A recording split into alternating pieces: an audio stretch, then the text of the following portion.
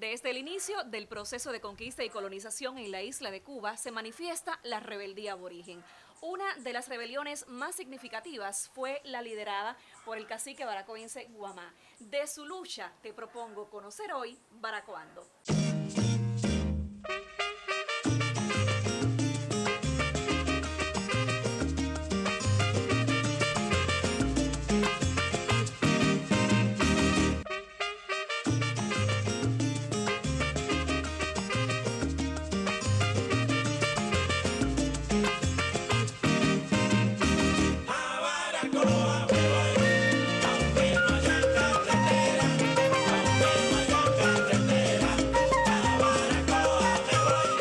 Con el licenciado en Historia, especialista del Archivo Histórico Municipal en Baracoa, Willy Nelson Ruiz Guilarte, conversaremos hoy en nuestro programa Baracoando acerca de un tema tan interesante como todos. Esta vez, la rebelión aborigen liderada por el cacique Guamá. Bienvenido al programa. Le agradezco a ustedes la gentileza de haberme invitado para compartir estos temas tan importantes de la historia y así darles información a los televidentes que nos ven. Willy, desde el primer instante en que el almirante Cristóbal Colón pisa tierra cubana, aparecen las primeras manifestaciones aborígenes por parte de los nativos de la isla. ¿Qué nos comentarías acerca de este tema? En las páginas de su diario de navegación, el almirante Cristóbal Colón hace referencia específicamente el día 27 de noviembre, cuando llega aquí a Baracoa, que en ese mismo instante lo reciben con manifestaciones de enemistad, de antipatía, un sinnúmero de aborígenes en las orillas, o sea que no lo quieren dejar desembarcar, pero inmediatamente cuando ellos se van acercando, estos aborígenes se dan a la fuga.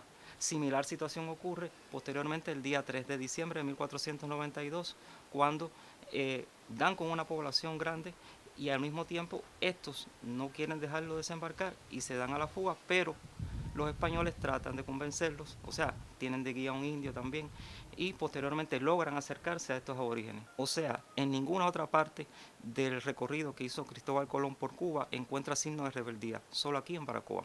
¿Qué caracterizó todo este proceso de conquista y colonización realizado por los españoles a la isla?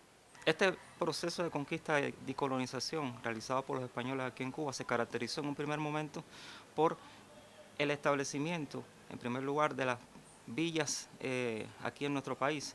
Otra característica de este proceso lo fue la aplicación del sistema de encomienda, o sea, ese sistema tan oprobioso que condujo a la explotación inhumana y forzosa de la población aborigen. También otra de las características fundamentales fue el otorgamiento a los españoles de distintos tipos de apropiaciones de tierra, en el caso de los hatos para el ganado mayor, los corrales para el ganado menor, las haciendas y las estancias, o sea que los españoles estaban fomentando los primeros sitios para autoabastecerse. Por otro lado, este proceso también conllevó paulatinamente a la desaparición de los indios en nuestro país. La rebelión aborigen, liderada por el cacique Guamá, fue realizada en el año 1522. Ahora, ¿cuáles fueron esos factores, Willy, que propiciaron el surgimiento de esta rebelión? Los factores que propiciaron la rebeldía del cacique Guamá fueron, en primer lugar, el despoblamiento de la isla de Cuba por parte de los españoles. O sea, ellos se dieron cuenta de que Cuba no tenía gran existencia de oro y Velázquez previsoramente había enviado otras expediciones para explorar el territorio de los aztecas en la zona de Yucatán y México, y posteriormente envía a Cortés, lo que prácticamente conduce a un despoblamiento prácticamente de la isla de Cuba. A esto se le suma también el hecho de que la muerte del conquistador Diego Velázquez, que conduce a un aceleramiento de aquellos alzamientos de los aborígenes aquí en Cuba. Y otro ejemplo fundamental fue los indios cayos, o sea, aquellos indios que huían de las encomiendas y se refugiaban en los cayos islotes cercanos a las costas de Cuba, pero que salían de esos islotes, penetraban en el territorio nacional y atacaban las haciendas, mataban varios españoles y volvían con la misma. Los indios cayos, desde 1523 hasta 1530, contribuyeron a mantener la zona tanto central como oriental, en el caso del Guamá, en permanente ebullición durante esos años de la conquista española.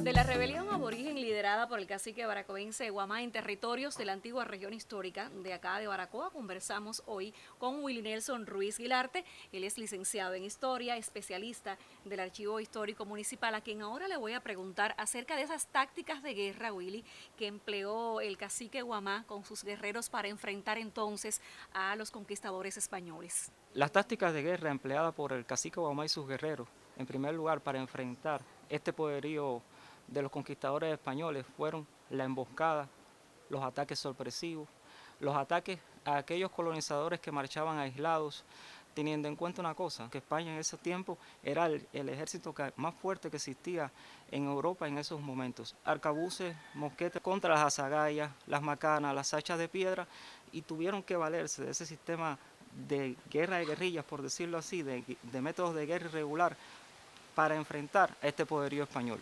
Estas tácticas irregulares empleadas por los aborígenes, claro, al mando del cacique Guamá, ¿son consideradas entonces la primera forma de guerra irregular en Cuba? Sí puede considerarse que este método de guerra irregular empleado por Guamá contra el colonialismo español es básicamente nuestra primera manifestación de una guerra irregular empleada contra ellos durante más de 10 años, que lo mantiene invicto, independientemente que después los mambises y el ejército rebelde lo emplearan contra el ejército español y el ejército de la tiranía posteriormente. Y una muestra de ello lo constituyen las posteriores investigaciones realizadas por los historiadores, que han afirmado que este constituye el primer tipo de guerra irregular en Cuba.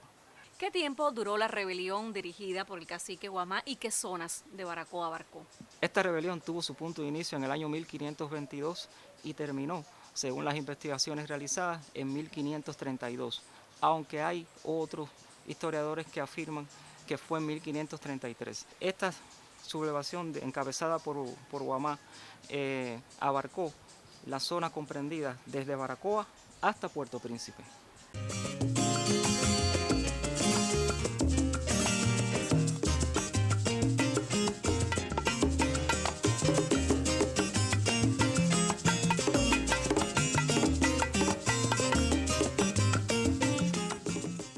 Un acercamiento al Museo Arqueológico te propongo en De mi ciudad.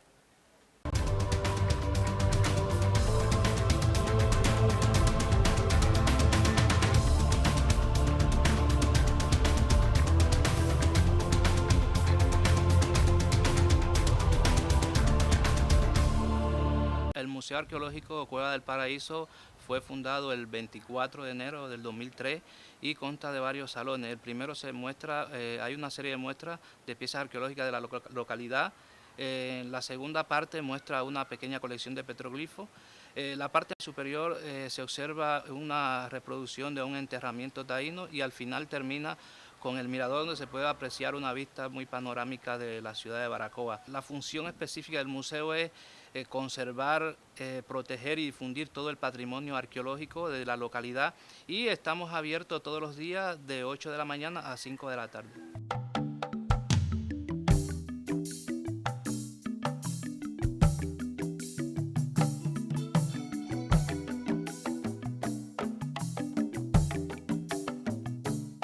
Una de las peculiaridades que tiene este museo, que es el único que existe con esta característica en todo el área del Caribe, está en el interior de una cueva, pero al mismo tiempo se vinculan varios elementos, tanto la arqueología, espeleología y todo el ambiente natural que lo rodea, lo hacen ser un museo único.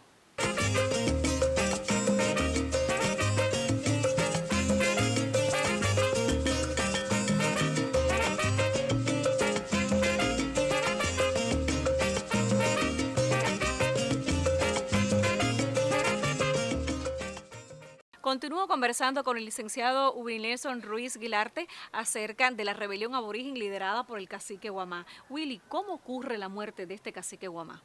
Sí existen varias versiones acerca de la muerte de Guamá. Una de ellas viene como resultado de uno de los ataques efectuados por las cuadrillas dirigidas por Manuel de Rojas a los ranchos de Guamá, de donde traen como prisioneros a varios aborígenes, los cuales en el posterior testimonio que ellos brindan dicen que a Guamá lo había matado su hermano Guamairi a traición mientras dormía con un golpe de hacha en la cabeza. Hay otra versión que dice que Guamá fue muerto en combate frente a estas mismas partidas de Manuel de Rojas en 1533, y otra que afirma que este cacique fue muerto en lo que se conoce hoy como la Loma de Guamá. ¿Qué significación tuvo esta rebelión aborigen encabezada por el cacique Guamá? La significación que tuvo esta rebelión encabezada por el cacique Guamá fue extraordinaria, porque prácticamente azotó a los españoles en ese periodo tan extenso que fue de 10 años, o sea, se mantuvo activo e invicto, y los españoles prácticamente no podían salir de su territorio sin hacerlo con columnas o partidas fuertemente armadas. Por otro lado, Guamá representó uno de los símbolos más altos de esa gloriosa resistencia contra el invasor español.